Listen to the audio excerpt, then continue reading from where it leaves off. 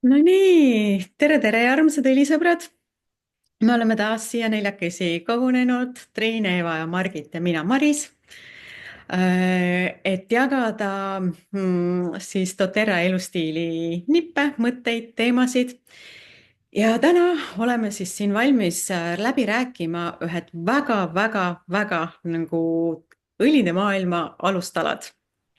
Ehk siis tundub hästi lihtne ja tavaline teema, aga tegelikult uuele õlisõbrale ülivajalik teadmine ja ka vanale olijale teema, mida alati hea meelde tuletada, ehk eeterlike õlide kasutusviisid.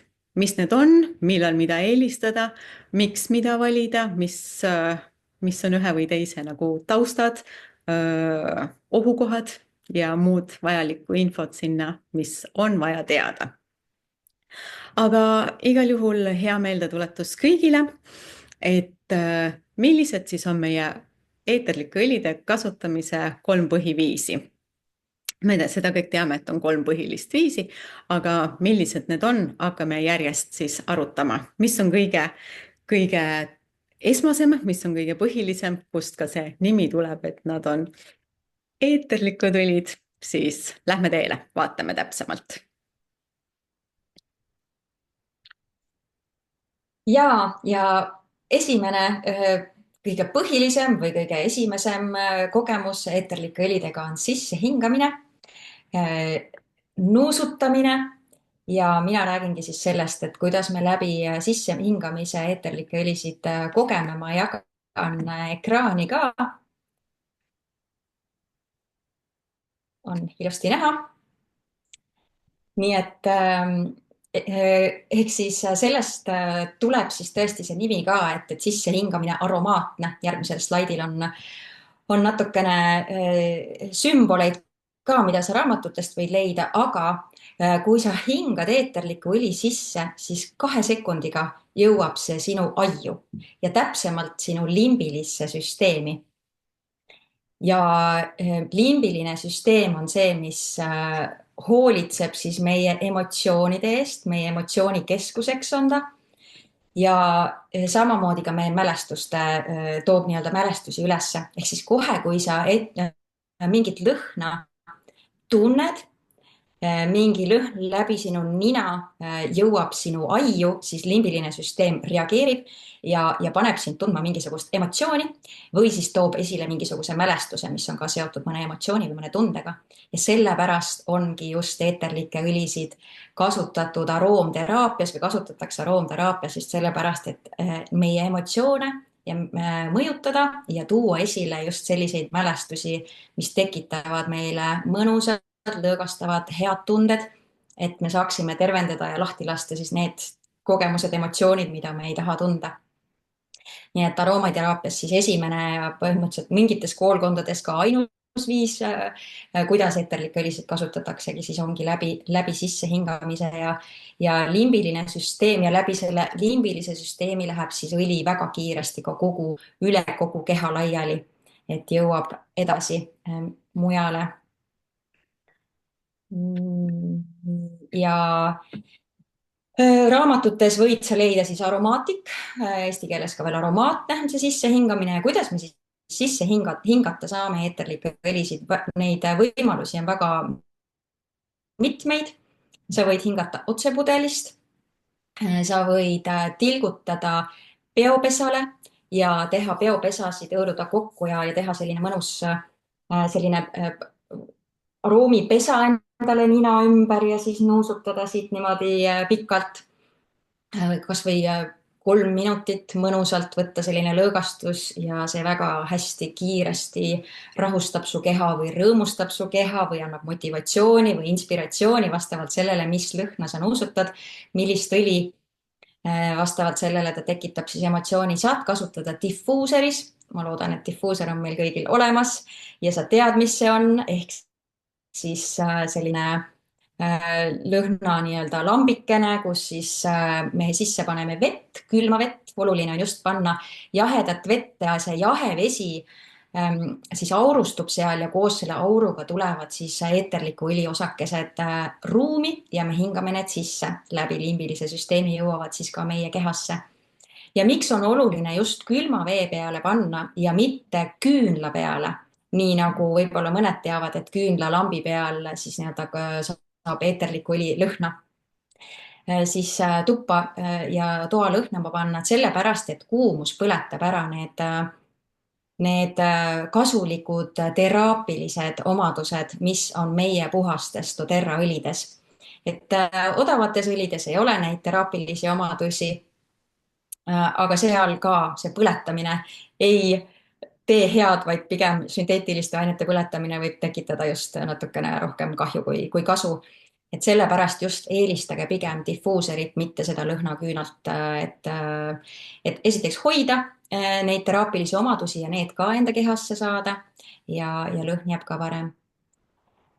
Vannivette saab panna, aga siis on hästi hea, kui sa segad seda näiteks piimaga või siis vannisoolaga ennem ära, sest et eeterlik õli ei lahustu vees ära. Saunakerisele ei tasu ka visata, sest samamoodi see kuum põletab selle ära, aga sauna jaoks olen mina teinud näiteks sprei. Väga mõnus on eukalüpti või siis airi panna sauna.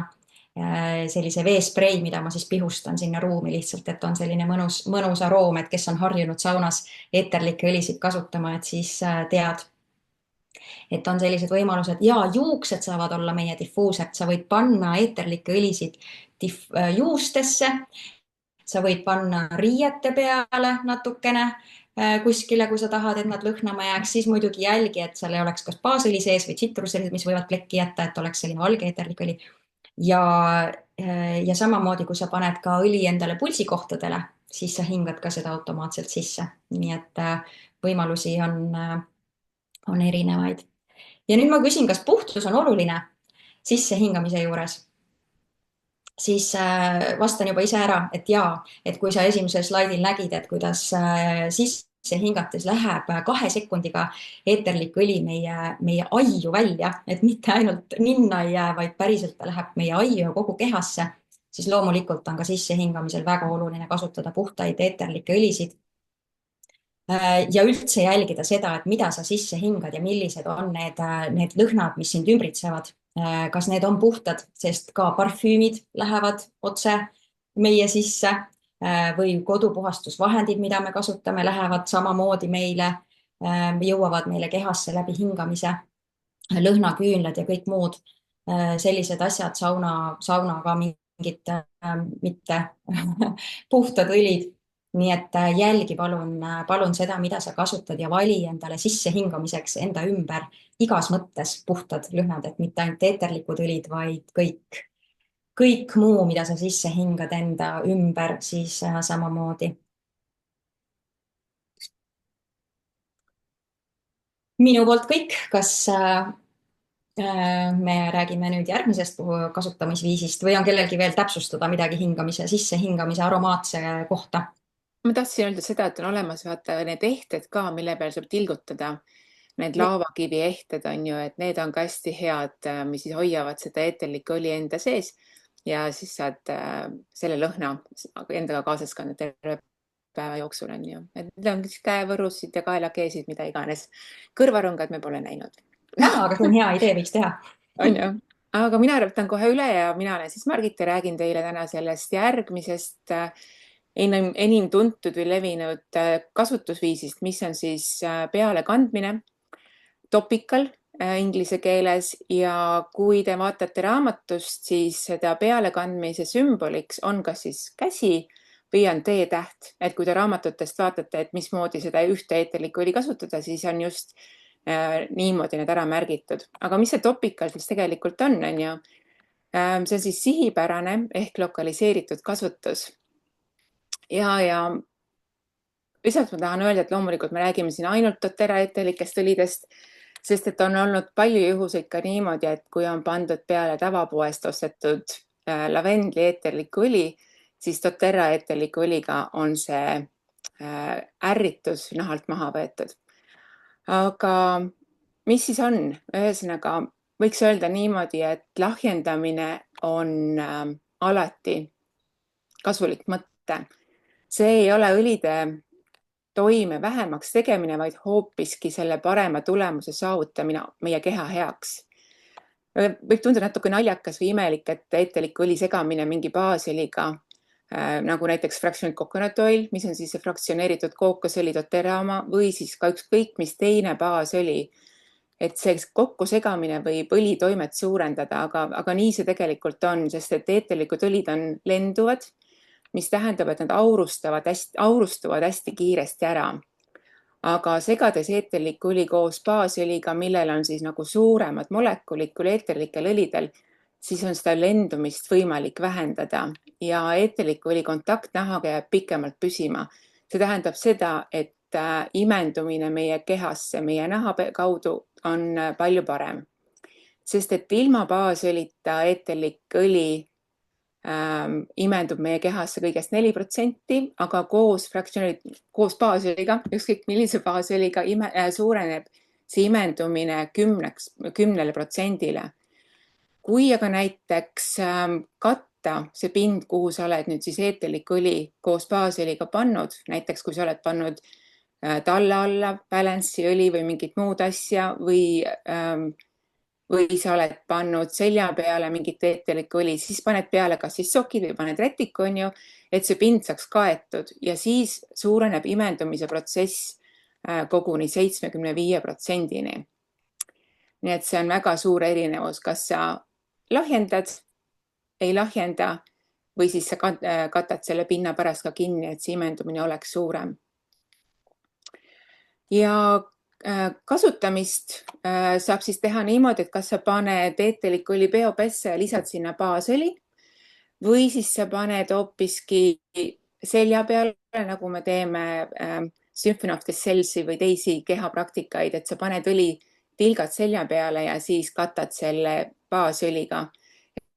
Et mõlemad variandid on täiesti okeid ja samuti on meil palju rullikusegusid, kus on juba siis baasõli sisse pandud. Ja just mõte ongi see, et need eeterõlid ei lenduks.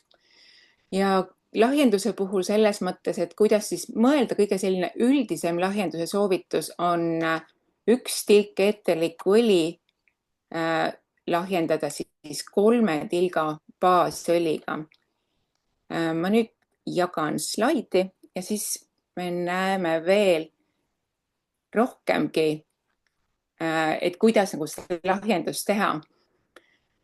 Selles veerus siin on siis lahjendus 0,5% kuni 25% ja see siis sõltub täpselt sellest vajadusest, kellele või millele, kuhu kehapiirkonda või mille jaoks sa eeterlikku õli kasutad.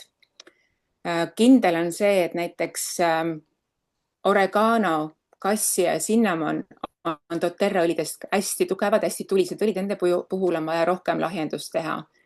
Või näiteks, kui sa kannad tundlikumale nahale, näiteks näole, siis tuleks samuti lahjendada vastavalt.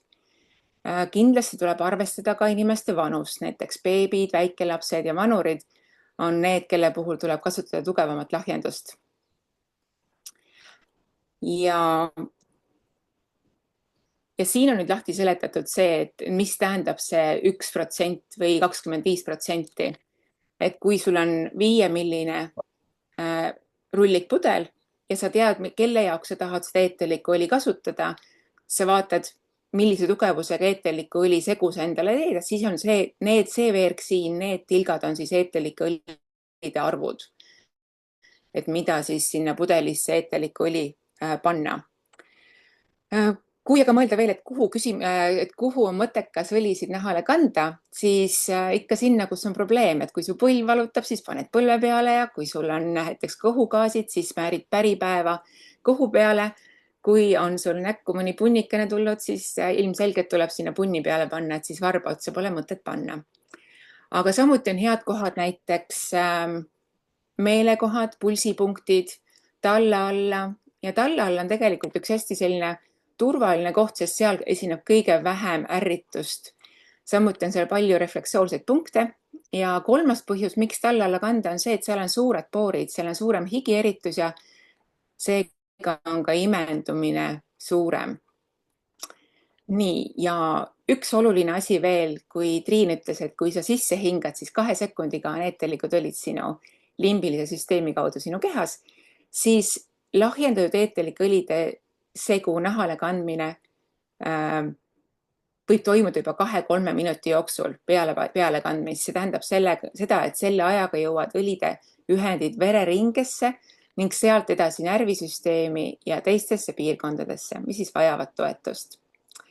Et see on siis minu poolt selle topical ehk nahale kandmise teema kohta kõik. Kui on kellelgi midagi lisada, palun tehke seda nüüd. Või vaikige igavesti. Ja, aga võib-olla ma ütlen sellele siia juurde ka, et kui sa kannad näiteks nahale, kannad siia meelekohale piparmündiõli, on ju, siis ole sellega ettevaatlik, et ta ei läheks sulle silma, et ära kanna silmadele ja limaskestadele. Need on need kohad, kuhu ei panda, on ju. Aga kui juhtub nüüd see lugu, et sul tegelikult läks kogemata silma, et siis sa mitte ei pese seda veega puhtaks, vaid sa võtad siis baasõli ja baasõliga lahjendad ta lihtsalt silmast välja. Ja ma võin sulle lubada, pimedaks ei jää. Ja see kehtib on ju kõige kohta, mitte ainult kui sul õli läheb silma, vaid ka kui naha peal on tekkinud nahaärritus, kui sa oled kasutanud õli siis lokaalselt, siis samamoodi mitte veega ei lähe pesema, sest vesi ainult võimendab seda reaktsiooni, vaid paned baasõli juurde. Kui sul ei ole fraktsioneeritud kookosõli, siis sa võtad lihtsalt kas või oliivõli või kookosõli, mis sul köögis on, ja paned naha peale, kui tekib punetus või väike kihelus, et leevendada seda reaktsiooni. Ja lihtsalt igaks juhuks ütlen siia juurde, et see ei ole allergiline reaktsioon, vaid see, nagu Margit ütles, õlid on väga-väga potentsed, nad on kanged ja meie nahad, nii nagu nad taluvad päikest erinevalt, taluvad nad ka eeterlikke õlisid erinevalt ja see on lihtsalt lokaalne naha kokkupuute reaktsioon, et see õli oli liiga kange sinu nahale. Nii et mitte siis lahjendada, vaid teha ta nahale sõbralikumalt vastuvõtmiseks. On ju? Ja keha jaoks kasulikumaks. Jah, pehmeks.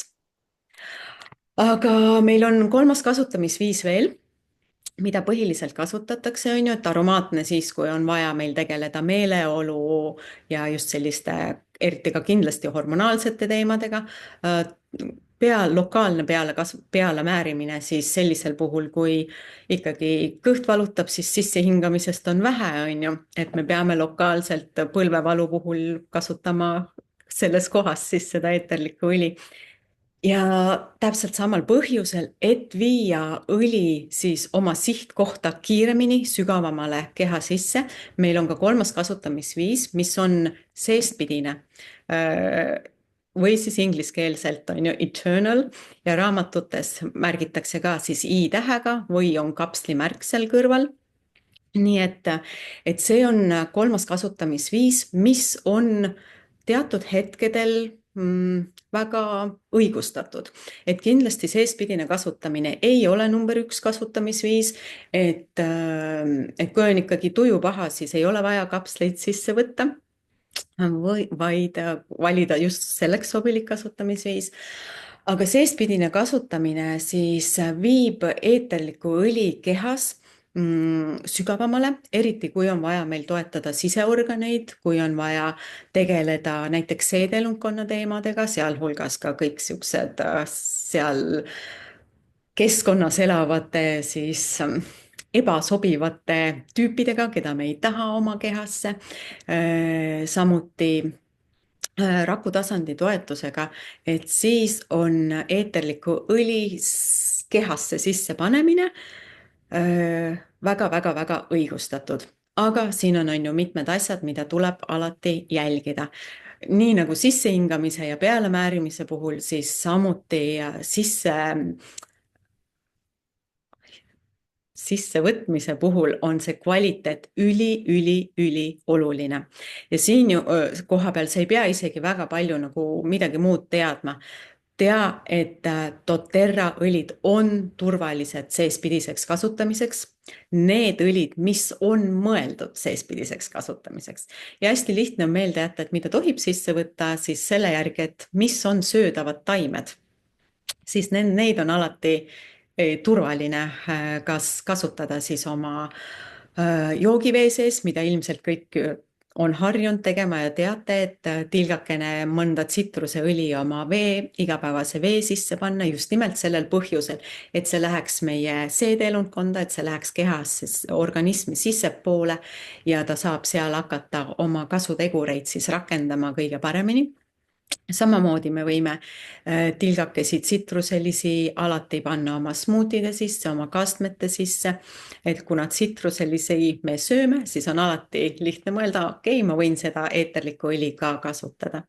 Sama on kõikide ürtidega, vürtsidega, mida me niikuinii kasutame, et kui me ingverit näiteks või siin kaneeli, kardemoni kasutame ainelisena oma toidu peal, siis täpselt samamoodi me võime julgelt kasutada ka eeterliku õlina teda toidus.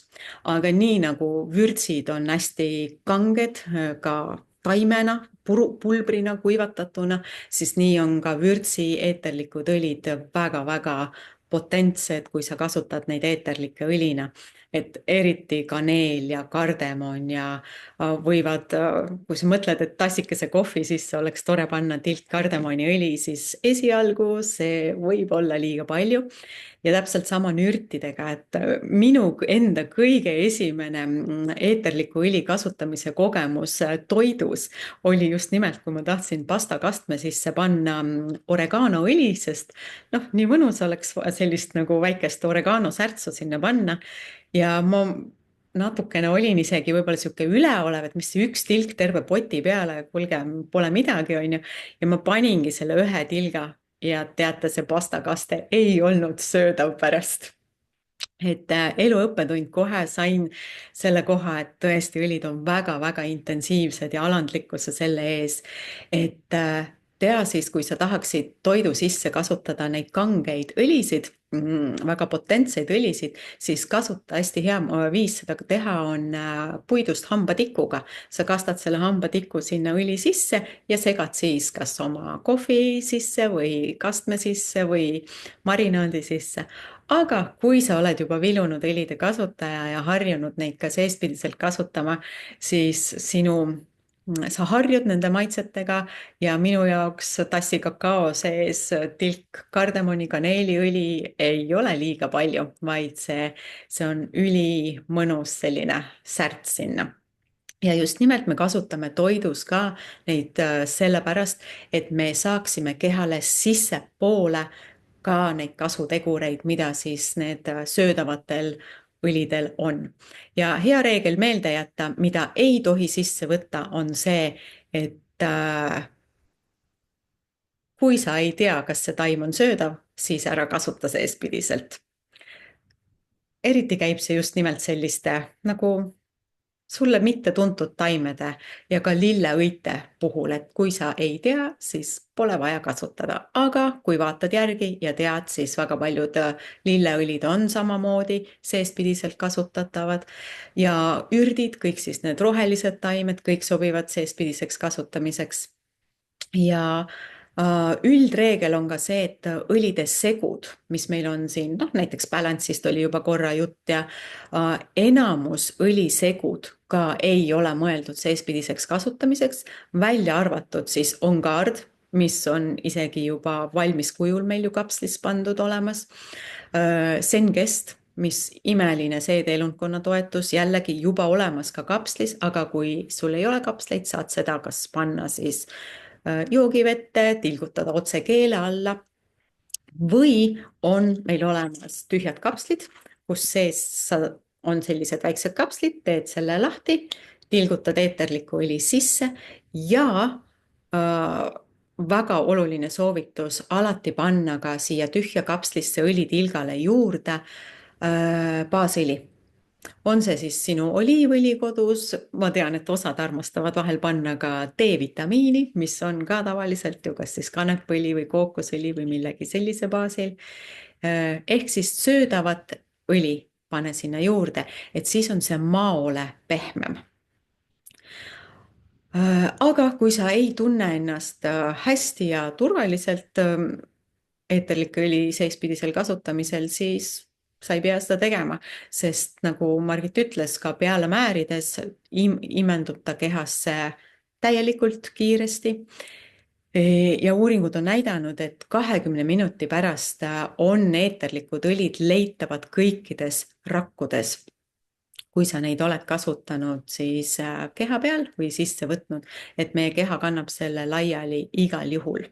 Lihtsalt sissevõtmine on teatud juhtudel kiirem, ta on väga tõhus toetus sellistele rakutasandi teemadele, siseorganite teemadele, nii et mina ise olen küll väga palju sellest toetust saanud ja minule endale meeldib neid sisse võtta ja minule meeldib kasutada pigem kapsleid, kui siis toidu sisse panna, sest mõnedel õlidel on väga intensiivne maitse. Ja kui tekib mõte, et aga mul näiteks ma ise ei armasta kapsleid neelata või juba suuremad lapsed, et nemad ei neela kapsleid, siis hea nipp on alati näiteks segada õlisid mee sisse.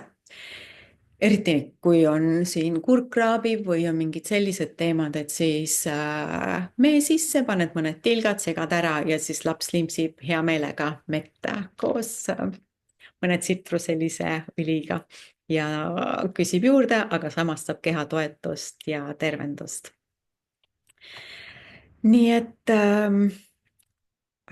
tahtsin öelda ka seda, et mis on hästi võib-olla oluline, et inimesed vahel ei tea ja küsivad, et miks ei ole õlipudeli peale kirjutatud, et seda eeterlikku õli tohib seespidiselt kasutada. Siin on oluline teada seda, et see on juriidika. Et osad, nagu ma ütlesin, et osad õlid on meil pandud juba kapslisse valmis, nagu on Guard, Zengest, DDR Prime, mis on täiesti Sendogreen, Softshells, meil, kas on veel midagi, mis on puhtad nagu eeterlikud õlid või õlisegud, mis on juba kapslis valmis. Need ongi tehtud. Mis asi? Metapower. Metapower, just. Metapower tuli ka meelde, jah. Et need on pandud valmis juba kapslisse sellepärast, et sul oleks lihtsam neid kasutada ja jääb ära see juriidika seal taga, sest eeterlikud õlid on registreeritud kui nad lähevad kosmeetikatoodete valdkonda nii-öelda ja seaduse järgi nad ei saa pudeli peale märkida mitut kasutamisviisi.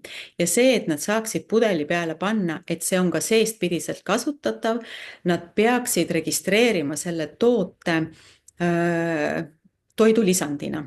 Toidulisandile jälle kehtivad väga paljud teised regulatsioonid ja nad ei saa kasutada ühe toote peal mitut erinevat regulatsiooni. Ja sellepärast on kõik õlid nii-öelda nahahooldustooted ja sina pead lihtsalt teadma tausta, et söödavaid taimi tohib kasutada ka seestpidiselt ja osad asjad siis on juba valmis pandud meile kapslisse. Kas sai mul kõik tarkus selle kohta öeldud või jätsin midagi ütlemata?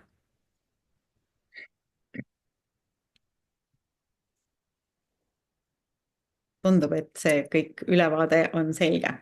Aga meil on veel paar nüanssi, kuidas eeterlikke õlisid me tegelikult oma kehasse sisse saame. Et Eeva, jaga meile. Ja sa said väga palju asju öelda ja seega, kuna mina räägin ka ühest viisist, mis on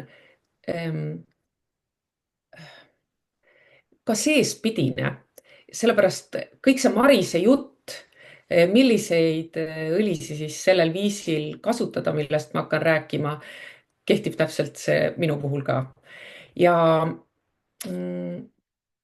te kindlasti paljud olete juba kasutanud ka, et on olemas selline viis, et panna kas õli keele alla või suulakke.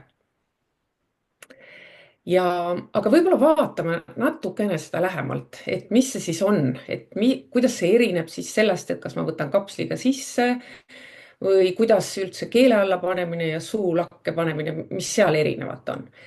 Et alustame siis keele alla panemisest, sellepärast et keele alla tilgutamine on ka doTERRAs ametlik õlide kasutuse viis. Ja keele alla asub üks kõige paremini imenduv piirkond kehas. Sellepärast, et seal on hästi õhukene limaskest, seal on hästi tihe veresoonestik ja tänu sellele saavad need ained. Ma ütlen ained sellepärast, et eeterlik õli ei ole mingi üks asi, seal on väga palju keemilisi ühendeid sees. Need ained saavad liikuda otse vereringesse ja mööda siis maksast ja seedetrakti esmasest läbimise efektist. Et mis asi see esmane läbimise efekt siis on? On see, et see aine jõuab vereringesse ilma esmalt maksa läbimata ja sellega ta väldib teatud osa toimeainete lagunemist. Et see tähendab seda, et kui sa võtad aine suu kaudu ja neelad selle alla, näiteks kapsli või joogina, siis see liigub kõigepealt maksa, kus see võib osaliselt laguneda või muunduda ennem, kui ta jõuab üldse üldvereringesse. Aga kui sa paned selle tilga õli alla, keele alla, siis see läheb otse verre, maksa vahele segamata ja see muudab õli toime kiiremaks, vahetumaks ja sageli ka tugevamaks, sest keha saab aine originaalkujul kohe kätte. Ja miks ta peab vereringesse jõudma? Vereringesse peab eeterlik õli jõudma ikkagi eelkõige seetõttu, et ainult nii saab see levida kogu kehasse ja jõuda sinna, kus ta siis mõju avaldab. Olgu see siis rakud, organid, närvisüsteem. Ja kui see eeterliku õli toimeained ei jõua vereringesse, siis ta ei saa kehas oma tööd teha lihtsalt, vaid ta jääb seedetrakti või laguneb enne, kui ta jõuab sihtkohta. Et hästi lihtsalt öeldes, vereringe ongi siis see tee, mida pidi see aine liigub sihtpunkti, et seal siis toetada ja leevendada. Näiteks kui sa paned omal keele alla tilga kopaibat või viirukit, siis see imendub otse verre ja hakkab süsteemselt mõjuma. Et see on täiesti ametlikult soovitatud viis doTERRA poolt. Oluline on vaid see, mida Maris eespool rääkis, et pudelil oleks see märgistus, internal use või siis ta on toidulisand või siis, et ta on söödav taim. Et see on selline, keele alla panek on selline füüsiline, kiire ja hästi tõhus viis.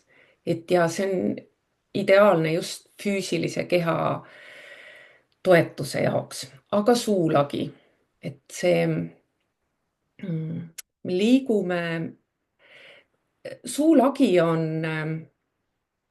väga tundlik tsoon, kuigi kui te katsute keelega, siis ta on suhteliselt kõva võrreldes sellega, mis keele all on. Ja see koht on seal, kus, kui te panete suu kinni, siis loomulikult, kus teie keele ots on. Et meditsiiniliselt on ju ka suulagi kaetud sellise paksema limaskestaga ja ta tegelikult on vähem läbilaskev süsteemseks imendumiseks. Aga mis seal on oluline, ta on väga rikkalikult varustatud erinevate närvidega ja üheks selleks närviks, mis seal on vaagusnärv ehk siis uitnärv ka. Ja tema on üks tähtsamaid parasümpaatilise närvisüsteemi komponente. Et see mängib hästi suurt rolli keha rahunemises, et kui keha rahuneb, siis me saame ka seedida ja ka taastuda. Ehk siis vaagusnärvi peamised ülesanded ongi ju see, et ta lähtub eelkõige ajust, millest rääkis just Triin, ehk siis me nuusutame sisse ja ta ulatub tegelikult läbi kaela rindkeresse ja kõhuõõndega. Seega see, millest rääkis Maris. Ja seetõttu on ka see vaagus nimi uitnärv, ta uitab ringi. Ja ta tegelikult varustab närviimpulssidega väga paljusid organeid. Süda, kopsud, magu, maks, neerud, soolestik. Ja mida siis vaagusnärv aitab teha? Ta aitab aeglustada südame löögisagedust. ja seetõttu soodustab seedimist ja saab ka toetada põletikuvastast nagu vastust ja toetab sellist rahuseisundit. Minu arust inglise keeles öeldakse hästi rest and digest. Ja kuigi aine, kui me paneme suulakke, ise ei pruugi sealt kergesti verre jõuda, siis ta saab ikkagi väga kiiresti mõjutada närvisüsteemi kaudu just meeleolu, kohalolu ja sellist rahuseisundit. Hiina meditsiinis asub ka selles punktis, selles piirkonnas taevavärav, mis ühendab siis kõik meie kanalid, nii yin kui yang kanalid. Ja see punkt toetab siis Sheni ehk siis vaimu rahu ja kohalolu. Ja lühidalt öeldes siis, kuidas me siis seda kasutame? Suulakke, keele alla saame aru, paneme tilgakese keele alla, suulakke panen tilgakese pöidlale ja panen siia hammaste taha pöidla. Hoida siis umbes 20 sekundit, ehk siis see on siis esimene viis, kuidas ta üldse meie kehasse jõuab. Ja hästi kokkuvõtvalt, millal siis kumba valida. Kui sa vajad füüsilist tuge, siis vali keele alla tilgutamine. Kui sa soovid rahuneda või keskenduda, siis pane suulakke. Ja pea siis meeles ka, et milliseid õlisi siis seespidiselt on hea tarvitada. Ma tahaks tuua ühe näite. Mina ei teadnud eeterlikest õlidest mitte midagi ja me käisime aastaid Aasias ja olime seal 6 aega ja me saime alati kogu perega korraks kõik oma kõhutõved ja kõik asjad kätte. Nii et igaüks teadis, et 6 ajast üks päev on selleks, et me saaksime oma kehad korda ja kohaneda siis selle Aasia söögi ja muu bakteritega.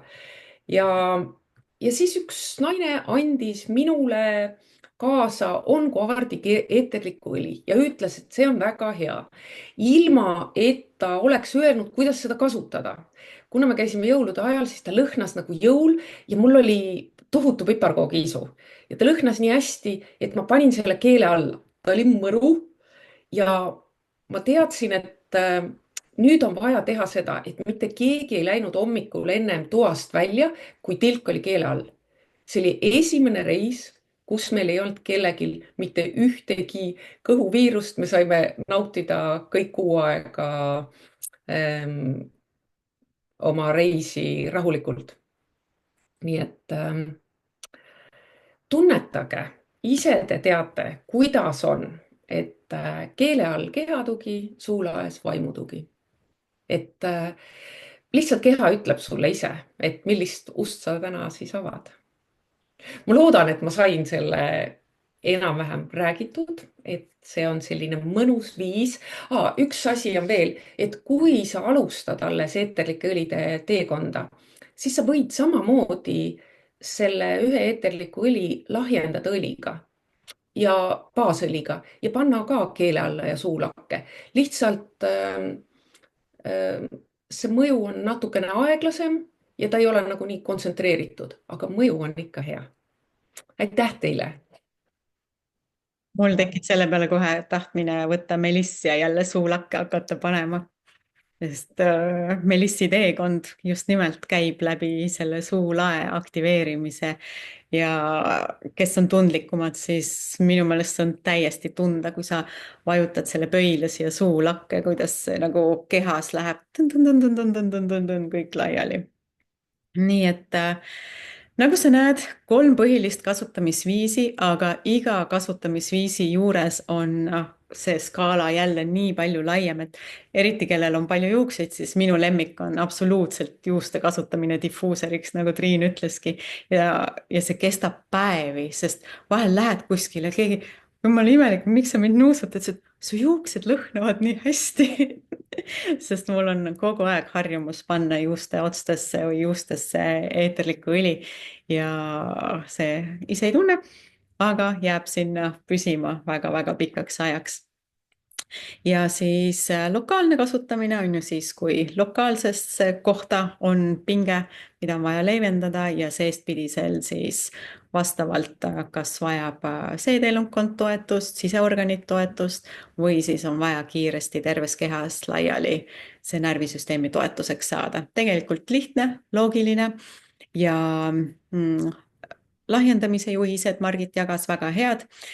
Võib-olla ütlen sellise ametliku märkena ka siia juurde, et seespidisel kasutamisel on ka soovituslik ööpäevane kogus, mis on siis 24 tilka ööpäevas, võid seespidiselt kasutada, aga elu on näidanud, et vilunud kasutajad jäävad ellu ka väga palju suuremates kogustes, kui on ikkagi väga akuutsed seisundid ja tegemist on looduslike asjadega, nii et tegelikult ei saa me sellega endale kurja teha, kui sa tead, kuidas, mida kasutada ja kui ei tea, siis võta vähem, vähem on rohkem ja see soovituslik kogus on siis, mis ma ütlesin, 24 tilka ööpäevas täiskasvanute puhul siis just täiskasvanute puhul ja lastel siis öeldakse, et alla 6-aastastele ei ole vajadust sisse anda, sest nende kehad on niivõrd aktiivsed ja liikumises, et ka peale määrides väga kiiresti saab keha mõjutatud,